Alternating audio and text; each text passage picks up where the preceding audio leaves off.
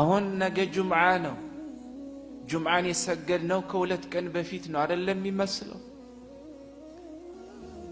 ነቢዩ ምን አሉ? ፈተኩኑ ሰነቱ ከሸህሪ አመቱ ልክ እንደ ወር ይሆናል አሉ ነቢ ዓለይሂ ሰላቱ ወሰላም። በረከታቱ ወርም ልክ እንደ ሳምንት ይሆናል፣ ሳምንትም ልክ እንደ ቀን ይሆናል፣ ቀንም ልክ እንደ ሰዓት ይሆናል፣ ሰዓትም ልክ እንደ እሳት ማቀጣጠያ ክብሪት መሰል ትሆናለች አሉ ነቢ ዓለይሂ ሰላቱ ወሰላም። نسأل الله جل وعلا التوفيق في ما بقي بقروا جزي وسط الله سبحانه وتعالى توفيق يكتمن. سلازم يصفر جزي لين يعلن إخواني بزو مسلم مؤمن بزو رجم على ما سل دنيا معلم بزمن لا علن معلنه